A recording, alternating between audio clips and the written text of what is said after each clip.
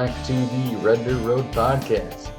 Here tonight, Marshall Farnsworth and Alex Breitenbach. How's it going? No, doing well. It's good to be back. How you doing? You got the beach vibes right behind you there. Yeah, the virtual background. One can always dream, man. I tell you, I've been wanting to go back to somewhere warm for the longest time. Well, I don't know how the weather is there, but here right now, you do not have to dream about that. I was outside playing cornhole today, t-shirt and shorts, right here in Ohio. T-shirt and shorts. Very Wow, nice that's weather. well, It got up to actually, 70 okay. degrees. Yeah, it was pretty warm. It was like high 50s, low 60s. Now that's still Ooh. t-shirt weather. Right? Yeah, you could go out with a t-shirt and jeans. No problem. It's supposed to be almost 80 degrees on Thursday. That's when we're supposed to get the heat. 80. Wow. No, Yeah, that's we're like not getting that here. it's like mid to high 70s. It's Huh. it's and the weather here has just been wacky. It's been freezing at night, and then we're gonna get blasted with a bunch of heat on Thursday. So everybody's getting hyped up for that. Anyways, before we get into the song, just wanted to say, have you seen? So I know you're a big Upchurch fan. I Yes. recently watched his. Have you seen his documentary? Oh, the documentary. The name escapes me at the moment, but he'd been promoting it for quite a while. Yeah, Like it was. I think He it's. had it posted on his website, and I think he might have had to pay for it or something. But he just posted like maybe a month ago on YouTube, and I watched it over the weekend. It is pretty cool. I would say it's Oh yeah. definitely worth the watch, and Oh I yeah. thought we should probably review it maybe sometime soon. Given that Oh, 100%. he's super popular, and I thought it was a pretty decent documentary. Yeah. So No, look I forward to I that. am. It's called The Holler Boys, or The Holler Boy: The Rise of Ryan Upchurch. Oh, what a fitting title. What a fitting title. I've been wanting to watch that. He has a new album. Like I Yeah, think it's called Mud to Gold or something like that.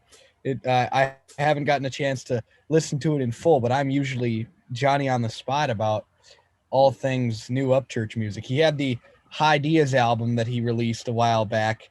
Um, he did that, although he had done that on YouTube a very long time ago. That's nothing new. That had been out since 2016, but he just released that on Spotify. But now he's got the new the new album that just came out that I'm really hyped up for. I've heard a couple songs like the singles, but Oh yeah, I'm kind of new to the Upchurch thing, so I'm like oh going yeah, back. I started listening to his old albums, so it's I I I I like it. I mean, it's yeah. different. So Oh, 100%. so Absolutely. getting into the song "Train to Glory." If you are wondering what this song is, so it's the first of the first Ronnie Dunn or Kix Brooks song that's came out since we started this podcast. So that's kind of a historic thing, really. This is the first one since we started, and it was kind of difficult to find for a while. We put off recording this. It was only available on Bandcamp, and then someone just recently leaked it onto YouTube. It was the final track off of the album Songs from Quarantine, which is an album by Rodney Crowell and Friends. It's got a Keith Urban song, it's got all of these other artists on there. And so, yeah, so here's the breakdown of the song. It's got kind of a longer intro, about 27 seconds. It really sounds like the song. I had to remember what the song is called. I'm Walking on Sunshine, then is the song that when you hear that band or the drums. So if you listen to it, you'll probably get that. The first verse, Ronnie Dunn is saying that he's got quote whiskey on his breath. He's in church after a night of drinking. And the chorus, he explains or he talks about the train to glory, saying it's the road to redemption, basically, of his sins. Second verse, he says, quote, he's got a slim shot to salvation. And the second chorus, pretty much same thing, and then the gospel choir starts chiming in, and then the rest of the song, you got a breakdown, and then it just kind of keeps. The rest of the song is gospel, and they say "Train to Glory, ride that train," and you got this intense guitar and band throughout the rest of it. So really, only about half the song, maybe 2.5 minutes, is involving Ronnie Dunn at all. So what do you think about this song?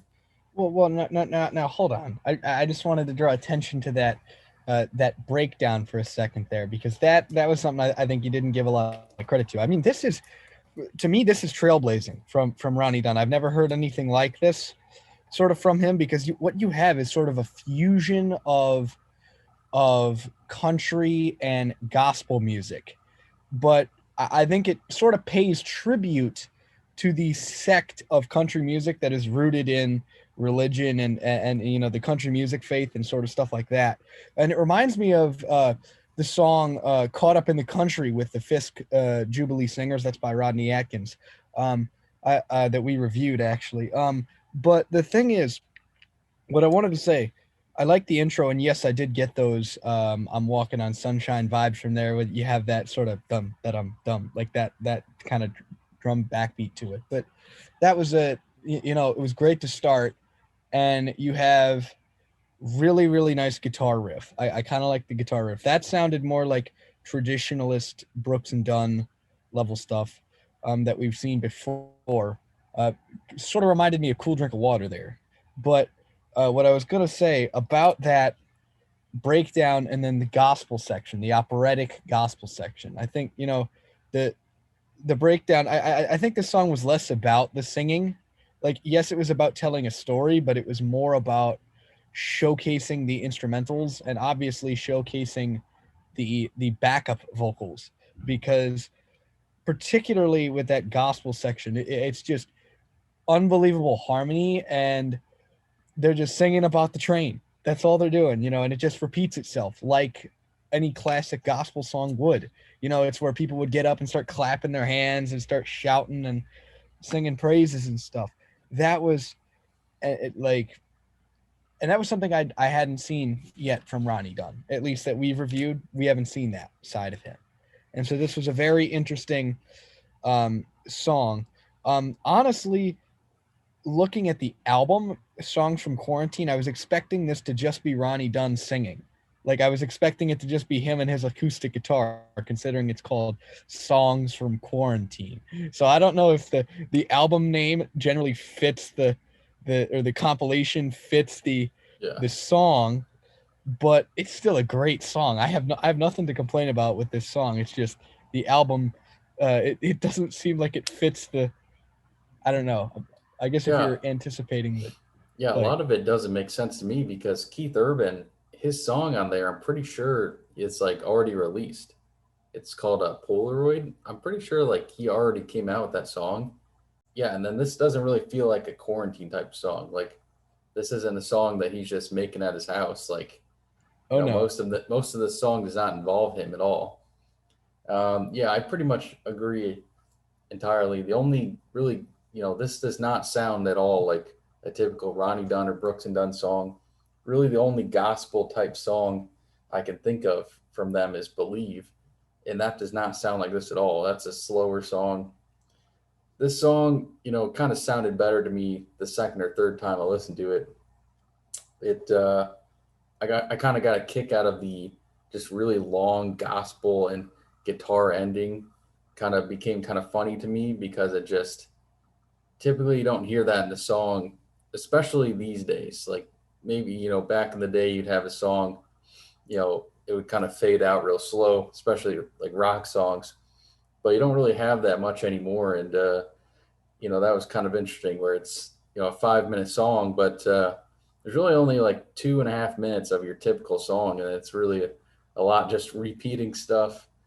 Overall, interesting song. I think it would probably be a good road trip type song because it's really upbeat in yeah. nature.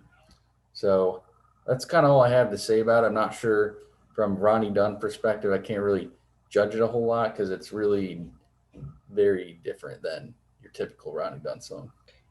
Yeah, I honestly don't really think you can compare it because I don't really think it's something that he's ever really done before.